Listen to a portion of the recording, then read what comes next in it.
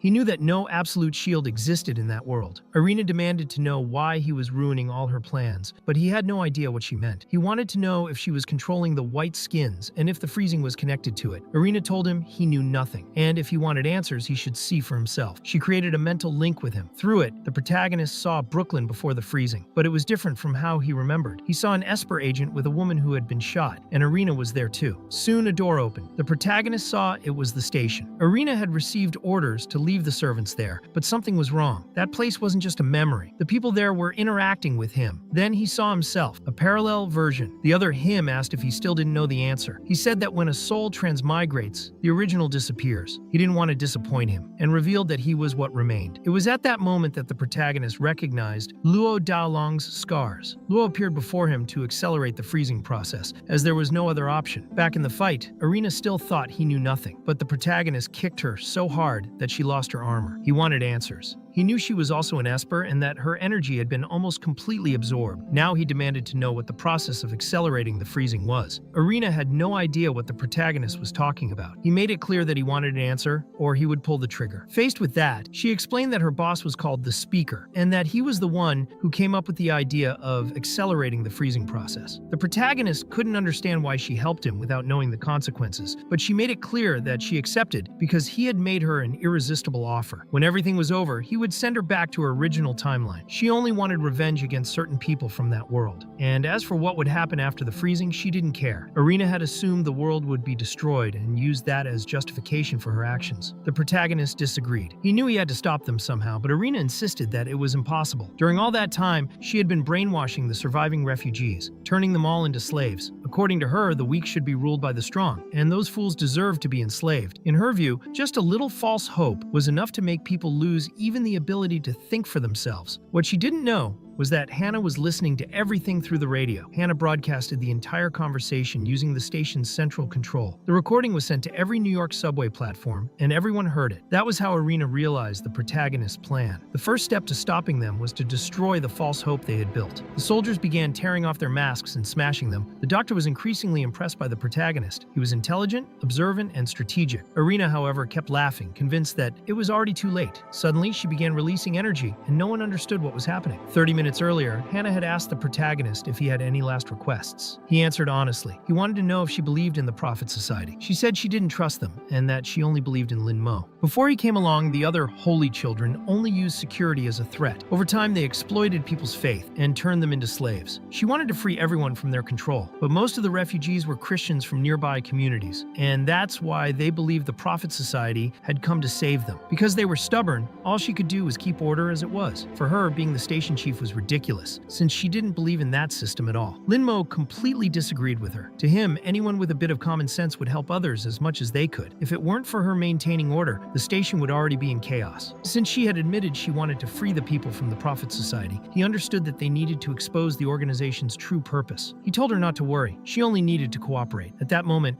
Irina tried to escape the same way she had before, but she was shot multiple times by Dr. Joe and Lin Mo. She begged them to stop, but it was too late. Moments later, she exploded. Elsewhere, the pastor carried a severely injured girl. Even so, she apologized for having failed. The pastor simply told her to rest. People began to fear the protagonist, and he didn't quite understand why. He believed they were facing a collapse of faith. People had become paranoid, and paranoia bred distrust. In the middle of the apocalypse, everything only grew worse. The protagonist tried to explain that the white skins who attacked the station had been placed there by the Prophet Society. They only wanted to deceive and enslave everyone, but he was nothing like them. Even so, people started shouting at the protagonist. He understood why they didn't trust him. The crowd demanded proof that he didn't intend to enslave them. Dr. Joe asked if he planned to solve the situation with violence, but people's unease couldn't be silenced by force. That would only increase fear and emotional collapse. The little trust that still existed would vanish, and everything could fall apart from within, just like it had happened to him in the past. Then Hannah appeared and fired into the air. She demanded silence. She asked everyone to calm down because she had something important to say. She tried to appeal to their faith. She said that the Lord had promised to return as the Savior in times of disaster. Once, she thought that if that were true, perhaps the Savior was already among them. The Lord had created them in His own image and likeness, which was why it wasn't easy to recognize the Messiah or to give a chance to someone who seemed mistaken. She continued, saying it wasn't the absence of divine love, but the blindness caused by evildoers that kept them from realizing that the Lord was already among them. Lin Mo didn't understand what Hannah was doing, but she went on. She explained that, whether impulsive or devout, everyone was loved by the Lord. And so she left a question hanging in the air. Who was the Savior? Who was the Messiah? The one who feeds the hungry and teaches people how to cultivate could be the chosen one. If anyone there had done those things, then he was the Messiah sent to save them. Penny said that the protagonist not only fed them, but also fixed the heating system, preventing them from freezing to death. He also helped solve their food supply problems. That's when Hannah added that the protagonist had exposed the conspiracy committed in the Lord's name. The people began to see him as a Messiah. Hannah had managed to convince them all. However, Dr. Joe was still suspicious. She didn't fully trust the blonde woman. In the end, the protagonist thanked Hannah for helping him out of that situation, but she wanted to know if he was thanking her as a human or as the Messiah. The protagonist quickly realized she was testing him, so he answered firmly that he was human, just like everyone else there. She held his hand tightly because she wanted to give him an important piece of advice. She thought he needed to express himself in a way that people could understand. Those refugees were beginners, coming from nearby religious communities. and they had strong faith. Only by thinking from their perspective could he truly guide them. Dr. Joe believed that ordinary people could only see despair and suffering, while the wise saw clearly and understood their place. That's why the foolish needed the guidance of the wise, to find hope even when everything seemed lost. After that, Lin Mo got straight to the point with Dr. Joe. The refugees were now aware, but the real problems still weren't solved. The base facilities only covered the basics. Any accident could shatter that fragile stability. Joe had already analyzed the facility's designs. She discovered that part of the place was built to serve as a shelter, but many units were still inactive. That included the main power system, some medical areas, and production stations. Everything seemed designed from the start to withstand the cold for a long time. The place had air circulation, power supply, production systems, and even farming areas. In the end, Dr. Joe thought the refugees could use those structures to produce what they needed, turning the place into an ideal shelter. But Lin Mo wanted to know how old Chow and Dorothy were doing with their daughter in Manhattan. Suddenly, Maggie appeared on screen, calling for help. She said she was trapped with her mother and that there were monsters nearby. She begged anyone watching to help. Meanwhile, in New York's Chinatown, in a parallel universe, the New Year was being celebrated. Joe called the protagonist, who got annoyed for being woken up. In that world, he was Chinatown's #1 detective. Joe explained that if he took the case, he could pay off all his debts at once, even with the high interest. The name involved was Luo Daolong, who had contacted him before New Year's. Lin Mo only wanted to know where the meeting would take place. Joe said it was at the usual spot. There was Corbin, the manager of the streamer Ming Ming, famous on TikTok. Lin Mo asked him to get straight to the point. Corbin explained that Ming Ming was one of the company's biggest streamers. They had been preparing a special live broadcast for the Spring Festival as a way to thank the fans, but she had disappeared. The police had been called, but they didn't solve anything. That's why they needed Lin Mo's help. The broadcast was important both for the company and for Ming Ming herself. The payment offered was high. Lin Mo accepted the case without a second thought and went straight to the streamer's apartment. His instincts told him there were clues there. He broke the lock and found a diary. In it, Ming Ming wrote that she wanted to leave. She didn't want to work during the new year and had decided to quit. Corbin was lost. Without the live broadcast, the company could go bankrupt. They had only paid Lin Mo half of the agreed amount, and he demanded extra payment to continue. Without wasting time, Lin Mo disguised himself as Ming Ming. Joe helped with the makeup, and with the support of artificial intelligence, he looked identical to the real one. He began the live stream, imitating all of her gestures perfectly. But Corbin had forgotten one crucial detail. There was a plan for the show suggested by the streamer's top supporter, and that supporter was Luo Daolong, the leader of a Chinatown gang. Since Lin Mo still owed Luo Daolong money, he thought his death was inevitable now. When Luo arrived at the scene, he demanded to know where the real streamer was. Corbin didn't know what to say. When Luo looked at the smartphone screen and saw a completely different Ming Ming, he was furious. He wanted to know who that person was. He looked deeply disappointed and heartbroken, as if he had just discovered that his entire life had been a lie. Meanwhile, the Lin Mo from an alternate timeline believed that this was the ideal world. He wanted to know the opinion of 13, also called Malu Dashin-san. He knew that in the future he would need her power, the power of rage. At the same time, the National Intelligence Team was using helicopters to transport the wounded for treatment. Corbin thought they needed to strengthen moral defense and install heavy firepower in high-risk areas. But Barbara was furious because he still hadn't explained everything he knew. Zian then handed Corbin an identification card, saying that since he was a clever agent, he would need it. Corbin thanked him, but still didn't really understand what it meant to be awakened, nor whether his past was real. Since Zian couldn't answer his questions, he preferred to leave and report the mission's events. Agent White understood perfectly. In fact, he wasn't a member of the Bad Boys, but he had been through a lot of chaos. He didn't like facing his own past and often wished that everything had just been a nightmare. Before he could say anything else, a girl with purple hair appeared and found Agent White. Her name was Marguerite Belez Pontes, and she thanked him for his help. After that, Zion went to the office to hand the documents to the bald chief, while Barbara demanded an answer that same day. Corbin then saw exactly what he expected in the document. Project Europa showed that the freezing event had been predicted. He called Barbara and asked her to come to his office. He showed her the documents and said they contained the explanation she had been seeking about the project, the freezing phenomenon, and the monsters that appeared with it. The bald chief explained that Agent White and Barbara were the only people he still trusted. The project files could only be accessed by a superior officer, but the situation was too critical to follow protocol. He made it clear that this freezing event wasn't the first. National intelligence had always known about the existence of the phenomenon. They not only knew, turned out they had developed a plan. From investigation to management and emergency response, the files showed everything clearly. Even so, the records were still incomplete. Corbin remembered that the name Project Europa had only appeared in confidentiality agreements. He never imagined it was directly connected to the freezing. As for the emergency plan, Barbara wanted to know what was happening at that very moment. The situation was chaotic. They had lost contact with the White House, the National Guard was almost destroyed, rescue operations were slow, and the military wasn't mobilizing. Several government departments were paralyzed. paralyzed. Refugees were living in temporary tents under terrible conditions. Agent White reported that he had kept in touch with some of these people while pursuing Lin Mo. In the end, he himself had been used to weaken the state's functioning. He was known as Number Zero, the same title given to Lin Mo. They must have known Project Europa very well, especially its connection to the functioning of the state. Even so, Barbara still wanted to know what the purpose of all this was. The bald chief didn't know either, so he asked everyone to share their ideas. The file only contained records of the first freezing events and an overview of the project. The information was scarce, and part of it was already known. Agent White had sent some important data before the Brooklyn K incident. The field agents were responsible for the mission, but it was Irina who showed up later. She concluded that what they had found was so significant that it needed to be sent immediately. What the agent had brought was the key to everything. Irina killed the staff who had been monitoring the site and freed the white skin that had been captured. To her, it was fascinating how much the familiar resembled its own host. Meanwhile, the bald chief, Barbara, Zeon, and White were discussing the case together, but Irina suddenly appeared at the scene. Agent White didn't hesitate and fired at her. Even so, Irina blocked all the bullets with ease. Outside, several national intelligence agents were running. The situation was chaotic. Marguerite tried to hold the line and protect Dorothy, who was carrying Maggie in her arms. People didn't understand why civilians and agents were fighting each other. No one could tell who the monsters were anymore. That confusion led many to their deaths. The living also attacked the innocent out of fear. A war broke out, fueled purely by distrust. A deranged man charged at Dorothy, who was holding Maggie, believing that anyone could be a monster. To him, only the ruthless would survive. Marguerite shot the man and was left confused, unable to understand what was happening. Seeing more creatures approaching, she told Dorothy to head to the meeting point and hide. The pastor watched the entire scene and realized that the empty bodies were able to replicate themselves in human form. It was exactly as the speakers had predicted. They were closer to their goal than ever, and everything depended on maintaining chaos. Irina met with the pastor and handed him the severed head she had retrieved. She said it was time to bring it to the master. With that, number 13 was complete. Since all her orders had been fulfilled, she wanted her freedom. But the pastor made it clear that it wasn't over yet. She needed to take some mimics to the subway station and stage another show. Irina hated the idea, but she accepted the task nonetheless, while Dorothy was still trying to escape. Dorothy told her daughter to hide alone. She promised she would find her soon. She locked Maggie inside a container because she knew hiding wasn't enough. She needed to lure the monsters away. She managed to make several of them follow her. She couldn't let them find where Maggie was. Inside the container, Maggie found the body of a dead soldier. Beside him was a smartphone. She was terrified but used the device to send out a distress call. The message was seen by both the protagonist and the doctor. At that exact moment, the protagonist fell from the sky right in front of Marguerite. Just before that, Dr. Joe had been tracking the distress signal. All network modules were offline, but she noticed a small gap in the signal interval. She used a 2D map of Manhattan and transferred the coordinates to the protagonist's suit. With that, he was able to visualize the route and knew he could enter Manhattan through the emergency tunnel. The entrance led directly to the desired area through the civilian subway lines. Dr. Joe provided all the necessary support. Now it was the young man's turn to do his part. When Marguerite saw him, she was frightened, but he warned that he wasn't one of those monsters. He quickly eliminated all the creatures at once. Marguerite witnessed just how powerful he was. Inside the container, Maggie recognized the voice coming from outside. The protagonist managed to open the door and felt relieved to see that the girl was okay. In the end, Lin Mo knew he needed to find the old man and Dorothy. He had already checked the area and was sure it was under attack. The fact that they weren't among the bodies indicated that they might still be alive. Even so, at that moment, his priority was to get Maggie and the others to a safe place. Taking everyone to the subway station would be complicated. The situation was urgent, and no matter how fast he was, it would still take time to get there. Marguerite then showed the young man that, in case of emergency, it was possible to evacuate to Liberty Island. The water surface was frozen, which made the crossing easier. However, news soon came over the radio that the island could no longer be used. It had been taken over by whiteskins. Anna was very frustrated, as she also couldn't contact the bunker. Still, they decided to try to reach Liberty Island. The driver thought it wasn't a good idea since the monsters were coming from there. Dorothy panicked. Her daughter was waiting, and she couldn't risk going to that place. Anna thought she was out of control and slapped her in the face. Dorothy considered it a selfish act. They forced her into the vehicle against her will. There was still a chance, and she didn't want to give up. They had barely survived the previous attacks. With Lin Mo's help, they had turned the apartment into a self-sufficient base. There was hope for survival, even in the middle of the apocalypse, but everything was destroyed by that forced rescue. Anna regretted the situation. They weren't enemies of Dorothy, they wanted to help her, but they also couldn't let her make impulsive decisions. After apologizing, Anna acknowledged acknowledged that there was no more time to lose. A new message came over the radio. Dorothy recognized her daughter's voice. Soon after, Jinyu appeared on her motorcycle. Anna immediately recognized her. Remembering the last time she had attacked them, Jinyu fired a missile at the truck, and the three of them barely managed to jump out. The explosion resembled more a black hole implosion. The driver was seriously injured. Jinyu didn't understand why the speaker wanted to eliminate so few mortals. She didn't like killing, unlike Irina. Anna asked Dorothy to take care of the driver while she provided cover. Jinyu insisted there was no point in resisting. No one would save them. Anna fired several times, but Jinyu easily blocked the shots. Suddenly, another rescue team truck appeared flying and sent Jinyu airborne. Marguerite had done it, unaware that she had run someone over. On top of the vehicle was the protagonist, using a new acceleration method involving small rocks. This system could also be applied to armored vehicles, allowing heavy loads to be moved without consuming much heat. During the maneuver, the protagonist reunited with Dorothy and was very happy to see her safe. But Anna didn't want him to get close. She had her reasons. They had just been attacked by an Esper, and now another one appeared before them. He couldn't risk the lives of civilians and allies. However, Maggie was with him, showing that he wasn't an enemy. Additionally, he noticed that Anna's companion was in terrible condition. Dorothy explained that if it weren't for him, both she and Maggie would already be dead. In the end, Anna gave in but still wanted to know where Dr. Joe was, since the driver would need her. There was no other doctor on the island, and she was the only person Anna knew with that knowledge. Linmo tried to contact the doctor using the suit found with Maggie and her mother. One of the rescue team members had lost a leg, and Jinyu, observing from afar, found it all curious. The signal was jammed, so everyone got on the truck to continue. During the journey, Jinyu threw her sword at the protagonist, who easily blocked the attack. She wanted to know where they were going, and stated that no one would leave that place. Linmo let the group proceed and dodged all her shots, as he was on a much higher level. He soon realized her true target was the sword, which exploded behind him and also hit the truck. The situation became critical. The ice below was cracked, and the vehicle could fall into the water. Jinyu appeared over the truck like a ghost and said goodbye to everyone. Using all his speed, Linmo caught her and slammed her into the ground. She didn't understand why he was helping those people, since they came from another timeline and seemed irrelevant. In her view, Linmo didn't belong to this world, but he made it clear she was wrong. Jinyu believed he should be with his real family in the original world, but he didn't want to return. There, he had only experienced betrayal and distrust. He had already died once and been left behind. In that frozen place, he had friends, and that made everything different. Even in a hostile environment, he wanted to stay there. With a powerful punch, he broke the ground beneath Jinyu's feet. Suddenly, he had a vision of fighting a red-haired woman. She didn't understand his actions, and he said it was all for survival. He ended up killing her, and she called him a traitor. He blamed that frozen world for everything. With the supplies he had, he thought he could survive another month. In the vision, the red-haired woman became a white skin that grabbed him. In the present, Linmo's eyes widened as he saw Jinyu's snake appear. For him, it wasn't a surprise. For her, it was natural to face someone who had seriously injured Irina. Now transformed, she said she would take this battle seriously. The truck was falling, and the situation worsened every second. Linmo jumped to save his friends, but was attacked by Jinyu's snakes while doing so. She said he still didn't understand, and continued acting like a child trying to play hero. She insisted that the people around were insignificant. She wanted to see if he would let the truck sink or let the poison kill him. Even injured, Linmo managed to bring the truck back to the surface. The energy around him turned completely red. He wondered if it was the parasite's fault. Indeed, the parasite had helped. In the creature's view, he should even thank Jinyu, as the danger made him grow. The fight continued. Linmo dodged another powerful strike, ready to move forward. Observing the protagonist's behavior, Jinyu found it very interesting. This was the same power that had defeated 13, and she couldn't understand why the speaker was so interested in him. Besides his natural abilities, the young man was evolving with each confrontation. The stronger the enemy, the stronger he became. To her, this was an enviable trait. The speaker had always guided them to follow the plan and probably wanted them, at the right moment, to take something important from Linmo. Linmo didn't understand what she meant by that, but the parasite explained it perfectly. The plan was to extract it from the young man's body. Jinyu's orders were to eliminate all mortals, but not attack Linmo directly. However, since he kept interfering with her work, Jinyu decided she no longer cared about the orders. She wanted to test the young man's strength before the right time. For Linmo, this was perfect. He wanted to show his true power. However, Jinyu began moving at absurd speed, using consecutive teleports. She created 2 crosses that served as spatial rifts. The parasite explained that unlike normal portals, these rifts were small pocket dimensions. Jinyu used these unstable antimatter-filled openings to appear behind him. The bands covering her body were made from the same rifts. They functioned as both armor and arsenal. The weapons she stored in this dimension were corroded by antimatter, making them highly unstable. Suddenly, Jinyu attacked, but Linmo had already prepared his move. From above, he tried to land a kick, but she opened another rift and escaped. Linmo ended up in an endless cycle, being pulled and thrown by these rifts. He tried to use a piece of debris, but she caused an explosion and prevented him. What impressed him most was her ability to devour entire structures, like buildings. He also also found human corpses and realized some were national intelligence agents active since the early stages of the freezing. He concluded that the Society of Prophets had been involved from the beginning. The worst part was realizing that he himself was beginning to turn into antimatter. Luckily, he managed to escape that rift in time, but soon he fell into another one. Jinyu didn't make it easy. He entered several times into different rifts. At one point, she pulled a gigantic cannon out of one of them and fired at him, causing a massive explosion. The parasite noticed that the young man was dizzy and decided to act. Linmo swung chains, trying to hit Jinyu with a direct strike. She was intrigued to see those chains. She tried to block the attack with the cannon, but he countered her strike with force, causing another explosion. In this way, Linmo overcame the disadvantage of not having long-range attacks. However, Jinyu opened another rift and appeared behind him. He wouldn't let her escape. He tried to hit her, but she vanished. She appeared above him, ready to strike. Even so, Linmo managed to trap her wrist with a chain. He had thrown this chain into her rift and was now pulling it like Scorpion from Mortal Kombat. Then, he landed a devastating punch. Suddenly, he was pulled into a vision. A woman greeted him with a smile, as if he were coming home. It was Jinyu herself. The parasite confirmed that this was part of her oldest memories. It wasn't the first time Linmo had seen someone else's memories, so there was no need to be alarmed. Even so, he didn't want to waste time on it. He was still in the middle of a fight. As for the Society of Prophets, the parasite believed he would understand more over time. According to it, knowing oneself and the enemy was essential. This was one of the few opportunities the young man would have to learn about his opponents. The battles were getting increasingly difficult. Even if they won now, next time it might not be possible. Linmo saw that Jinyu was pregnant and completely injured. She had suffered a very serious car accident. The scene was tragic. While observing this, he began to understand that, within the Society of Prophets, everything followed a logic of cause and effect. Every event had its own destiny. It was at this point in the story that everything connected. A masked woman appeared suddenly. Without saying a word, she handed Jinyu a parasite identical to the one inside Linmo himself. Even the young man's parasite was surprised. It hadn't expected that those people were also involved with the Society of Prophets. It was with that parasite that Jinyu survived. She rose as if nothing had happened. Her wounds were completely healed. However, she had lost her memory. This left Linmo confused, as the memories clearly belonged to her. It didn't make sense. In the end, the parasite explained that neither of them remembered the moment they were infected. When someone was parasitized, their consciousness passed through death and reached the other side. That was exactly what the masked woman had done with Jinyu, piercing her neck without hesitation. In that world, death was not the end. The Holy Lord would guide everyone to the path of the other shore. Jinyu discovered that death was not the end. She was very frightened by everything that had happened, and upon waking, she noticed a man beside her. Since she didn't know him, she tried to push him away with a slap. Then she noticed something even more desperate. The child in her womb had disappeared. Shocked and confused, she began to believe that the masked woman was responsible for taking her baby. Not understanding what was happening, Jinyu felt that a new life had begun, but everything around her was broken. In the shattered world, there was only emptiness. Some people began to glare at her with hostility for assaulting the man. A young woman tried to defend her, saying that she had just arrived and that everyone should calm down, but the man didn't accept this. He grabbed a weapon and decided it was time to teach her the rules of that place. Jinyu, overwhelmed by the emptiness of having lost her child, no longer cared about anything. That world no longer made sense to her. The man fired, aiming at her forehead. But at the instant the shot was fired, Jinyu's eye began to glow. As if moved by an unknown force, she grabbed the man's face. He didn't understand how she was still alive. Completely transformed, she reduced him to dust. His blood splattered onto the others, causing terror. At that moment, Jinyu found something that seemed to fill the void within her. Meanwhile, the protagonist observed everything and realized something terrifying. He had accidentally become an esper. However, the Society of Prophets was artificially creating espers. They seemed to have developed a connection with parallel worlds, which was a prerequisite for creating espers. If that were true, the young man believed the situation was becoming increasingly severe. Then he saw Pastor Cross beside an alternate version of himself. This other self seemed grateful to have been guided there by the pastor. Unlike the real Linmo, this version preferred to leave Jinyu with Cross, believing he was better suited to deal with people as a pastor. Cross entered the scene,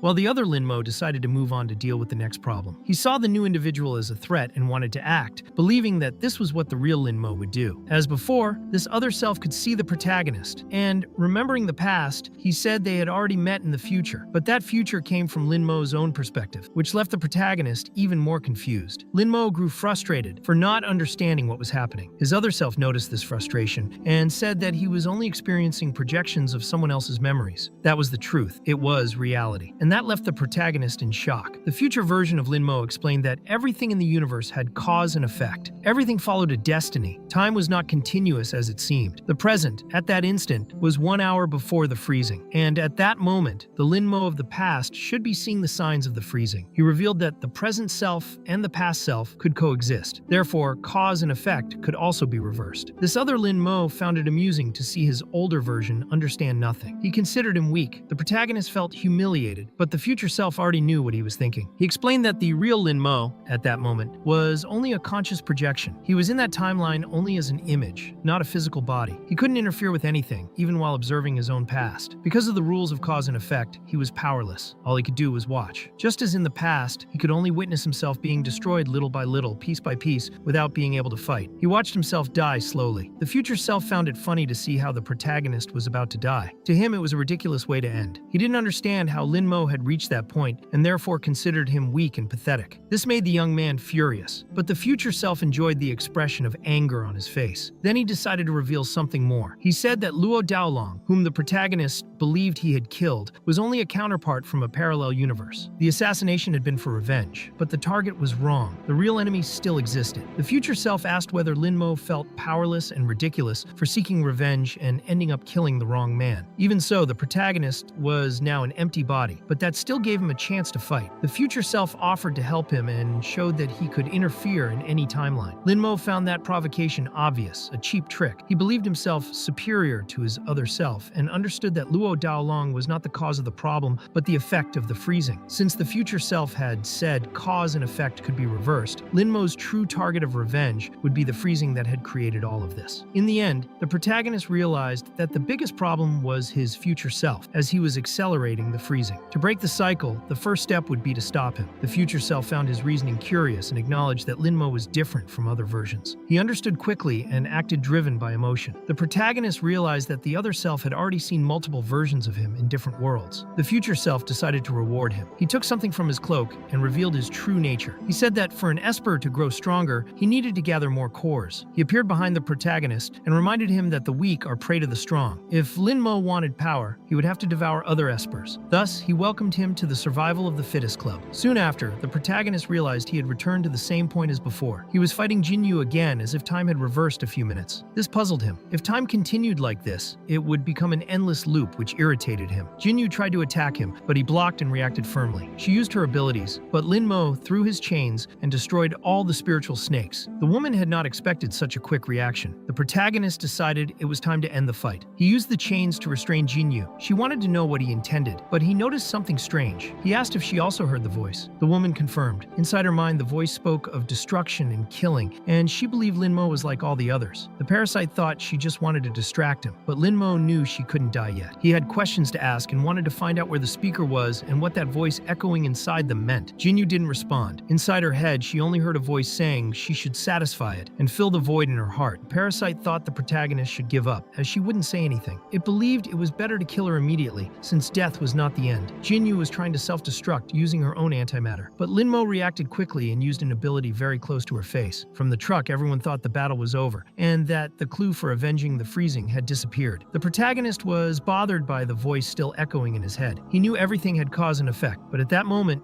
it didn't matter anymore. He would find a way and, for now, recover what was lost. But the fight wasn't over. Something began to emerge from Jinyu's body. It was a living white skin with an aura similar to the snake, and Lin Mo realized that many questions remained unanswered. The parasite soon explained what had happened. Even if an esper's soul was no longer in the brain remained the organ controlling the body. If it is destroyed, the empty body loses control and turns into another white skin. Lin Mo was irritated for not being warned earlier. He transformed immediately, activating his red shell, but the parasite warned him that he had expended a lot of energy in the previous battle and might not be able to maintain his current state for long. He knew he needed to end it quickly. His greatest advantage was speed, so he decided to use it to the fullest. He charged forward and tried to chain the creature, which was much larger than he was, but the attack failed. The creature grabbed him tightly. Though it acted mostly on instinct, it still had a certain intelligence and used its size to catch him off guard. Lin Mo struggled to break free, but couldn't. Suddenly, a car sped toward them. Inside was Dr. Joe, armed and firing at the creature, forcing it to release the protagonist. She commented that he didn't seem capable of doing anything without her, which surprised him to see her there. The doctor was driving an experimental military vehicle, but the massive monster reacted by hurling the car like a toy. Even so, Joe managed to contact the people inside the truck, explaining that the situation was urgent. She wanted to speak with Anna about what had happened 3 years ago. Admitting that she had been wrong, she apologized, but Anna thought it was just another trick. In the end, Joe simply wanted to make things right and needed her help. Anna decided to believe Dr. Joe and agreed to help. Joe asked her to grab something from the back seat, but the creature's snakes were closing in. Those snakes were part of an experimental weapon. Joe then told Anna to shoot the protagonist, which confused her. He was an ally, after all. Still, not wanting to waste time, Anna decided to trust the doctor and fired. The shot was unlike any other, generating a massive energy wave that struck the protagonist's back. Joe remembered that moments earlier, she had mentioned the experimental weapon in the car, a miniaturized 12.7mm nuclear warhead. Although its destructive power didn't reach its theoretical potential, since the protagonist had the ability to absorb any kind of energy, she thought it would be a good opportunity for him to test it. If it worked, he would become much stronger by absorbing atomic energy. At that moment, the protagonist was advancing to the next stage of evolution, breaking through all physical limits. From afar, Anna watched in shock as she realized it had worked. However, she was soon attacked by the snakes. The protagonist arrived just in time to save her. The computer collected the data for Joe, but it couldn't detect the upper limit of the energy, making everything uncertain. Even so, the doctor concluded that it was more than enough. The protagonist now felt much faster, with an apparently infinite inner energy. His body seemed to be made of pure energy, overflowing with power. The monstrous creature tried to attack again. Joe leaped forward and fired, causing an explosion. She kept shooting, triggering multiple detonations. The protagonist noticed that she, too, had received some enhancements. But that wasn't all. The suit she wore seemed adaptive, flowing as if it were part of the protagonist's own blood. The experimental weapon in her hands could fire different types of rounds, allowing an ordinary human like her to fight a white skin efficiently. In the end, Joe left the rest of the battle to the protagonist, as she needed to check on the wounded. He didn't waste a second. Using his renewed speed and strength, he slashed across the massive creature's body multiple times. The creature had many cores that he could devour. The parasite inside him grew extremely eager. Devouring that monster would mean absorbing its soul and all its power. It would all belong to Linmo. However, before he could finish the process, something went wrong. Linmo's own core began spiraling out of control.